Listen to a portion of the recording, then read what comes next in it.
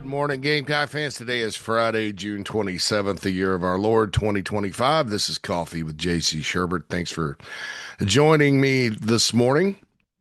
A little housekeeping note, the Chief Sports Super Stream Inside the Gamecocks will be on hiatus after today until I'm sorry, 14th, 2025. That's the start of SEC Football Media Days, also the start of Season 4 of Inside the Gamecocks since we started this a while back with Mad Dog and I, and obviously we've grown it into something kind of cool. You know, you got two shows in one. You've got Jamie Bradford, who came on board with us, and Mike Morgan is a big part of that too. Somebody I've always admired. Can't even believe sometimes that not only am I really good friends with Mike Morgan, but that he works with me.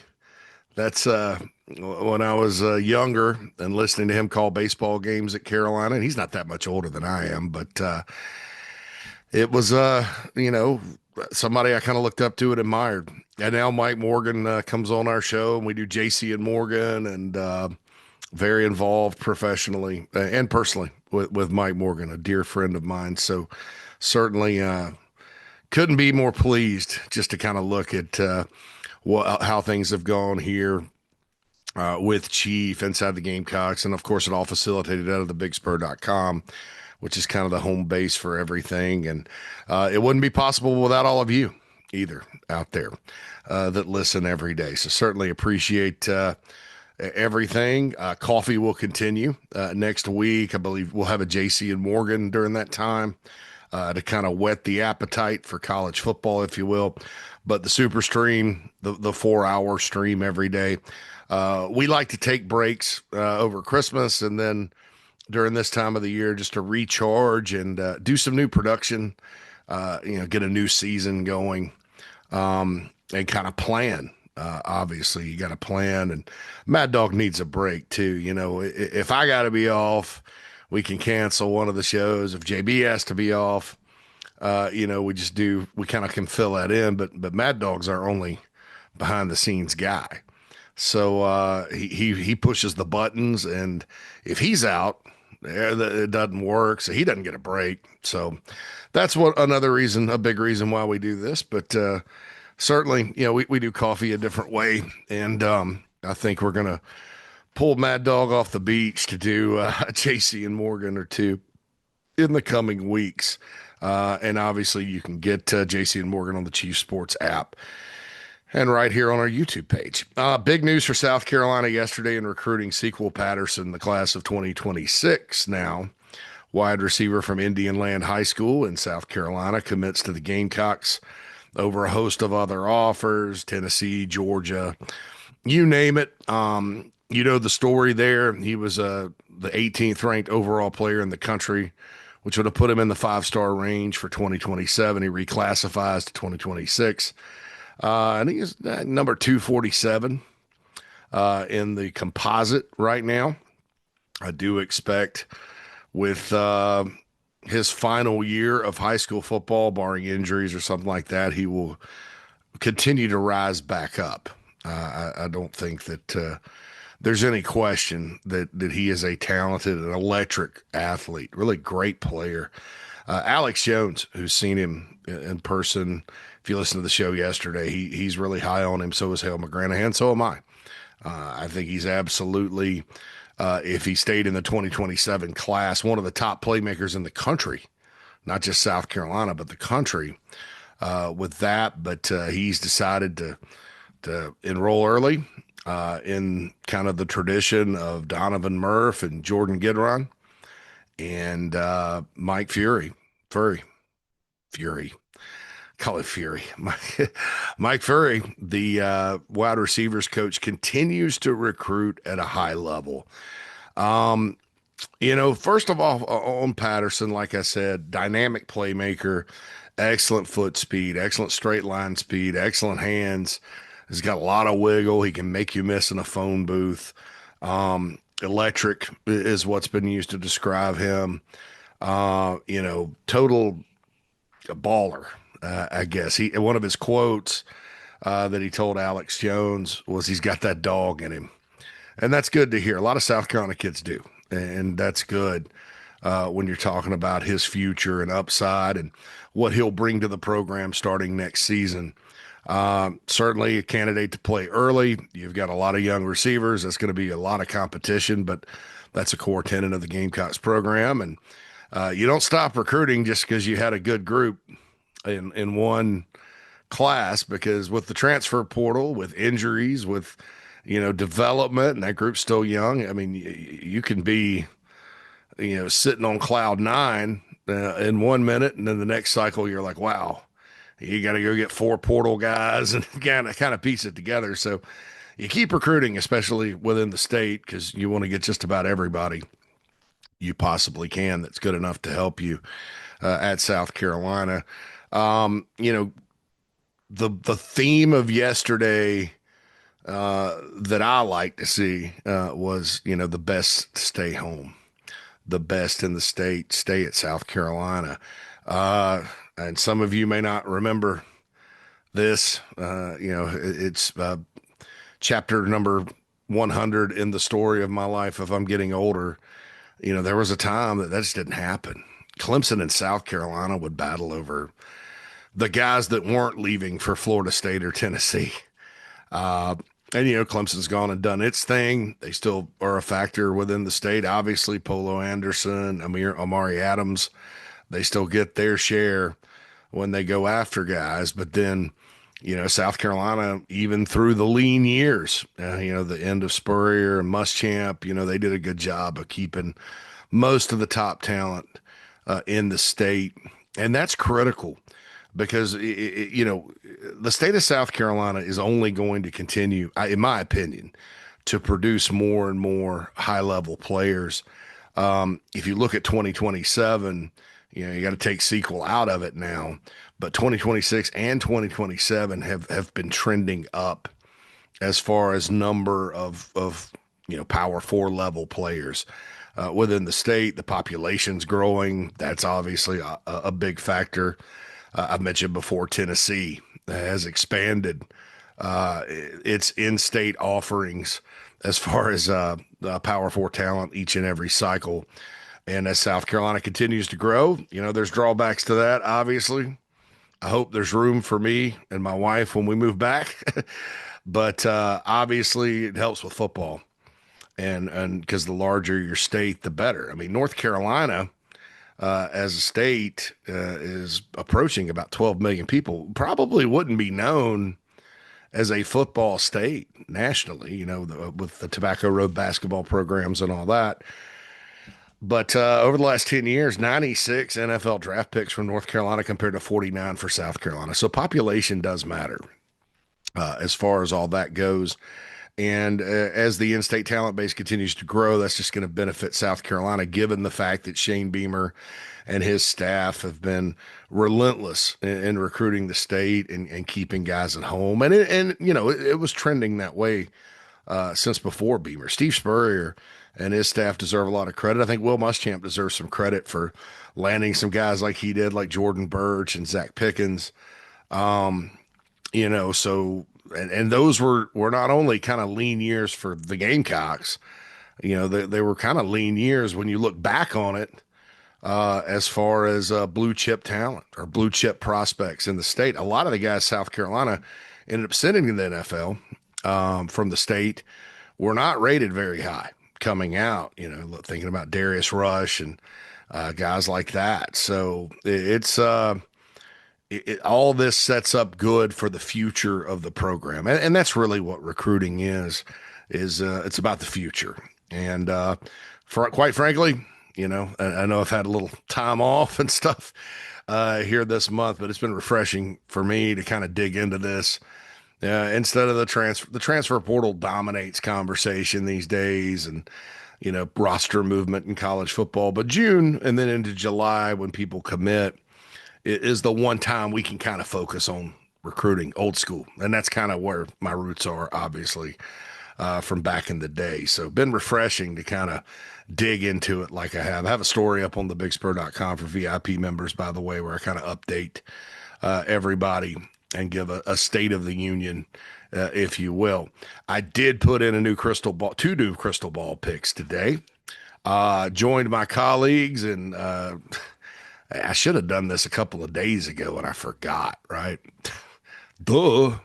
Uh, Four-star defensive tackle Noah Clark from Durham, North Carolina, Jordan High School. Uh, I think he announces the 11th. I don't have it in front of me, but he announces soon, and maybe that one's the second, July 2nd. I think that one is the second, but he announces soon. I joined my colleagues in picking South Carolina. He's obviously we all have talked about the need for high school defensive tackles. The Gamecocks got one out of North Carolina at Aiden Harris. And then Noah Clark would theoretically be that second one. Durham, the triangle has not always been great for Carolina. Gosh, even since Beamer's been here, Clayton White on a defensive end, I don't even remember his name, but four-star guy. I loved him. He was out of Durham, and at the time, Mac Brown was getting just about everybody in state. And he opted for UNC, obviously. Gosh, who else was Wesley Saunders back in the day? Tight end was from Durham, North Carolina. I know I'm probably forgetting somebody, but Raleigh Durham hasn't always been the best area. South Carolina, when they've done damage in North Carolina, it's been Charlotte. When Asheville and that area has a prospect, I think Rico Dowdle was originally from South Carolina, but he finished in Asheville, so that counts. Um, and then over in Eastern North Carolina, that US 74 corridor, the triangle has been tough. The triad as well, the Greensboro area. But it's good to make inroads in that state. We've had entire segments of coffee about the importance of North Carolina. And you got a need at D tackle. The Carolinas are D line heaven. Most of the D tackle talent this cycle was on that side of the border. And so you got to go get your share. And if Noah Clark does indeed commit to the Gamecocks, that's two blue chippers from the state of North Carolina. Who'd have thunk it? And that's not a state like we've documented here that's been easy to go recruit. It should be, but historically just hasn't been for the Gamecocks. So hats off to Shane Beamer and his staff, Travian Robertson too. If this ends up being the case, it's recruiting, folks, and these are predictions as I outlined so eloquently yesterday, or uneloquently, the anatomy of a pick. But I did put that crystal ball in. And then another North Carolina prospect from Greensboro, Grimsley, Kosi Barnes, 6'3" corner from up there. I've got a crystal ball in for him too for the Gamecocks because he visited Mississippi State, Kentucky, Rutgers was in the mix. I feel really good about where the Gamecocks stand right there as of now. I didn't put in high confidence just because you never know with the recruiting board and all that. You do have Samari Matthews out there and Tamarian Watkins. So you sort of wonder numbers wise, but they like this guy as a corner. The news probably isn't so good on Joel Combe from Marietta Kell, per our conversation with Alex Jones yesterday. Probably Tennessee and South Carolina, but I would give the edge to the Vols right now. So I felt pretty confident putting that in for Barnes. And like I said, that's a prototypical Torian Gray pick. He loves length and height. He's got a track record with guys like that. I think that's very valuable as long as they can play and turn their hips and defend passes. Those long arms and that athleticism and that length, very beneficial in the passing game because the longer your arms are, you dive to break up a pass. That's just physics. I think that's physics, right? I was not good at physics. Mad Dog, who I mentioned earlier, AP Physics.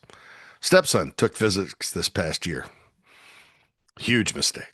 Huge mistake for me too. But anyway, it's a good positive trait to have. And Barnes fits in with DeMarcus Leach and Kendall Daniels Jr. at safety. All these guys, Chris Hatfield, who they have in from Georgia, just got here. Those guys all have that length, and that seems to be a trend at South Carolina. And as I've always said about Torian Gray, he could take the 2 and 3 star guys and turn them into NFL players, and he could take the 5 star guys and turn them into NFL players. He did it at Virginia Tech, did it at Florida, did it with the Redskins a couple of years at that level. He's fantastic. He's fantastic. But back to Mike Furrey for a minute. I looking back, let's kind of go back and think about what happened. South Carolina needed a new receivers coach. Justin Stepp obviously was moved to tight ends and then left for Illinois. And Shane Beamer went and got James Coley from Texas A&M and Marquell Blackwell, who stayed. And then kind of this is a weird thing about this program because it kind of just works out sometimes, right? Um, Coley got a job offer to go back to Georgia, family considerations, all of that. He decided to go and reunite with Kirby Smart over in Athens. Was told his daughters really liked Athens when they were growing up and he hated to move them. And, that's another example of these are human beings, that kind of thing. But he left. And so Beamer went and made an out of the box hire with the head coach at Limestone, Mike Furrey, who had won games twice at Limestone as a head coach. And, the situation at Limestone obviously was sad. We saw what happened, schools closing or whatever, at least last I checked, or unless they've changed that and found the money or whatever. And I just haven't caught the headline, but that's sad because I grew up in Spartanburg. I always had heard of Limestone. So a lot of my friends had gone there, but it was kind of a fledgling football program. And, when you're there, you got to go find players because it's not like they're lining up. So that to me was impressive. It was kind of like Jamie Chadwell, when he won at North Greenville in football, and won at Charleston Southern, not an easy job, and then went to Coastal and started winning. I mean, that guy's a pretty safe bet that he's a good coach. Now it's a position coach, not a head coaching job when you're talking about receivers, but man, what a hire! And James Coley has a long track record in recruiting at the highest level in college football. I don't know that he would have done any better. Probably not as good as what Mike Furrey's done at South Carolina. And the Sequel Patterson is just the latest example of it. Now, I want to be clear: the Gamecocks don't encourage these guys to skip their senior year. Because this is the third one. It has to be something the player wants to do. But, these days, I believe there's an NIL factor to it. It's kind of like when players go pro early and they want to get paid. And that's not the driving factor. And I'm certainly not saying that was the case with Sequel or Gidron or Donovan Murph. But, if you're good enough and you got the grades to do it, that's the most important thing. You have to have the grades to graduate early and the maturity, why not? But South Carolina doesn't sit there. This is not a secret way to get these guys to commit and sign or whatever. It's something really that players come up with on their own. And then if they can accommodate it, they do it. But, you look at this, and just like Gidron and Murph, that kind of put them up 2-zip for 2026 already. They were 2025, but they were 2026. This is 1-zip for a loaded 2027. And then you look at the recruiting he did elsewhere. He beat Penn State head-to-head for Lex Cyrus. He had the foresight to understand that Lenore Sellers' brother, Jaden Sellers, is a great player in his own right, and took him. I mentioned Murph. Malik Clark, they flipped him back from Florida State. Brian Rowe. Wow. That was an early one, and he may be really, really good this year for the Gamecocks. And they held off a lot of other schools and things like that. So the recruiting part of it's been outstanding. And I also want to say, too, coaching-wise, This guy last year was not, I mean, last year, obviously, compared to 2023, the injury situation, uh, yeah, it was nothing like that. So we didn't really talk about injuries. There was the Rocket and Lenoris issue right around, Akron Ole Miss ish, and that stunk a little bit after a physical game with LSU. And then turns his ankle a little bit against Akron. And so it was a subject there. I mean, Josiah Thompson missed a game late, but it was so bad in 2023, and the depth kind of got exposed that we didn't talk about the fact that the receivers. I've said this before. We're kind of a mash unit last year. Guys in and out of the lineup, guys that are counting on Jared Brown, and then he was in and out. It was just a inconsistent, just as far as playing time goes, or who was available. And so I think, with that, and I never bought, I didn't think the receiving core, some people thought the receiving core was just donkey last year. I didn't think that. I thought they had some good players and some speed, but, and, Delvon Campbell, there's a guy, but to manage that with a lot of new faces, it was Mike's first year kind of working with Dowell Loggins and that offense. With all that, all things considered, and then the improvement of Nick Harbor, uh, they won 9 games. Lenoris threw for 2,600 yards. I know Josh Simon had a lot to do with that as the main target. The tight ends had a good year. So did the backs. But, I think sometimes coaching isn't just about production. I think it's about maximizing what you got and overcoming the adversity that will ultimately hit. And he did that last year. So on the field, in addition to off the field, I think he's done a fantastic job. And I think, looking forward to seeing what Harbor can do this year. I think expectations need to be realistic for him, but it's okay to also dream a little bit. I don't know about the video game version of Nick Harbor, but I think he will get better, and I think he'll make his share of plays. And if he can really make his share of plays, then look out. Brown's going to get better. Vandrevius Jacobs is like a different player in the spring game. Mazio Bennett will take a step forward. And then you got all the young guys. So, which, Coach Furrey is very excited about. So, this guy's kind of a star if you think about it. As far as an addition to the program. And it's another example of, well, we all thought, well, there goes the name recruiter out the door, and you got the guy from Limestone. Here we go. And I had one guy, not a Carolina guy, but someone that knows the business that wasn't aware of Fury's background. I said, yeah, look what he did at Limestone, and he laughed. Like, Limestone? That kind of stuff pisses me off a little bit because there's great football coaches everywhere. I mean, Kalen DeBoer, great football coach in my opinion, started off at Sioux Falls. He went 66-3 there, by the way.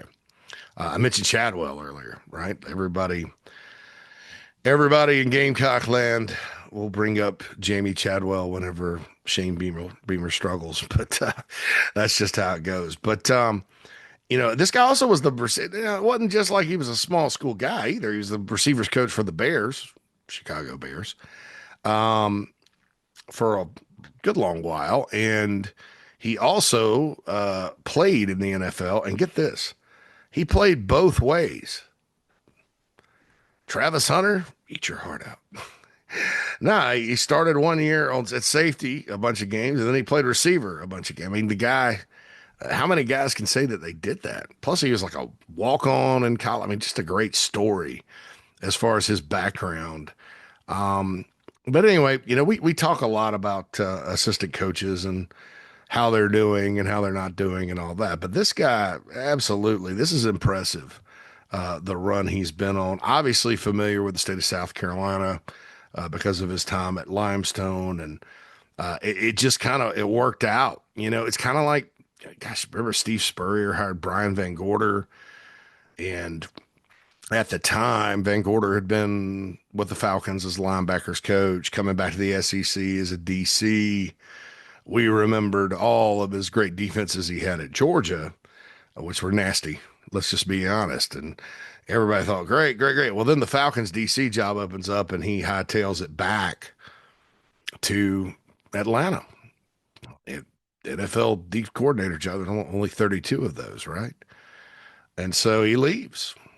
And we really didn't see very much good from Brian Van Gorder after that. He had a stint in Auburn that wasn't good, and lasted at Notre Dame a little while, kind of traveled around. I don't even know what he's doing now. And so Coach Spurrier went and hired Ellis Johnson. How'd that work out? Worked out pretty doggone good, right? So sometimes stuff like this will happen. And you get the, I mean, I'll take you back to the Sterling Lucas hire. Everybody kind of thought, that Christian Robinson, who had done some recruiting elsewhere, and I think he's at Alabama now. I mean, he's doing fine. They wanted a recruiter, and Sterling Lucas had never recruited. Well, how's that working out? Sterling Lucas is really good. Sometimes the guys that come into a Power Four program that haven't recruited a whole lot, and that really, honestly, the better recruiters here have been guys that have come from either lower levels. They aren't necessarily guys from Georgia, the name programs, and we know from the Muschamp era that some of those guys that have recruited elsewhere struggled at South Carolina because every place is unique and different, and all that. Not on, assistant coaches are a big part of it, recruiting their position and all that. But I mean, you look who would be, without ranking them in order, but who would be the guys on staff right now that really, when they're in on a guy, Mike Furrey would be one. Obviously Sterling Lucas would be one, and Lonnie Teasley. Where were those guys before they became position coach at the University of South Carolina? Hmm. You know, and that's not to say the other guys aren't good, but those are the three that would probably come to mind at this point. Lonnie Teasley's done a fantastic job recruiting players to South Carolina. But yeah, Mike Furrey, I think, in the future, this guy could be a head coach at the Power Four level, back in the NFL. Yeah, I mean, I think he's got a lot of upside as a coach. Of course, if you're the Gamecocks, you want to hold on to him as long as possible. But this latest Sequel Patterson thing, I think just continues to cement the fact that Shane Beamer made a fantastic hire here. And maybe, maybe it just kind of shows you coaching hires sometimes on paper look one way, but the reality is another. And so maybe that guy that laughed at me about Limestone, because I value that. Limestone, God, that's probably a tough place to win. It's not Gaffney High School, right? It's Limestone. I mean, there's a difference, and he won there. I think he's the only guy that did it. He turned it around quickly. Given his experience in the NFL playing receiver, no doubts he's going to be able to coach and relate to players and build the relationships necessary to land his share of talent. He's absolutely done that, and Sequel Patterson is just the latest example of that. And that's another room, at Carolina where you look down the road a bit, and it's like, well, gosh, they've got a lot of dudes. And I think in college football these days, I still kind of reject the whole notion of you have to have a wide receiver one, because in my opinion, three is better than one, right? And some of your great teams, everybody has like recency bias. Well, last year, Ohio State had good receivers outside of Smith, but a lot of talk about Jeremiah Smith, this, that, and the other. Alabama had good receivers outside of Ryan Williams too, if you want to get right down to it. But your best teams through the years, I mean, LSU 2019, Bama 2020, that were pass oriented, had more than one really, really good receiver. I mean, that was pretty crystal clear. And so you need more than one. But gosh, you look down the road and Carolina's really setting itself up pretty nice pretty nice in this way. So Sequel Patterson's in, crystal ball in for Noah Clark. For me, crystal ball in on Kosi Barnes. I'm late on the Clark one. Barnes is there. We have updates on Darius Gray and Samari Matthews. Those guys are going to take a while. Pierre Dean, Tamarian Watkins. Pierre Dean, I'll just say this. I'll throw this out. It's a lot closer than some may think. Both sides, Georgia and South Carolina, feel pretty good. There's some confidence inside the program about him. So we'll see kind of what happens there. All right. Don't forget the morning show and the show later today. Last one until July 14th. Looking forward to the break. Looking forward to bringing you coffee most days, during that period. And certainly, again, appreciate all of you for tuning in, listening, sticking with it during my little breaks. But we'll be back certainly with a lot of stuff right here. Chief Sports South Carolina, thebigspur.com. Please like, subscribe, share.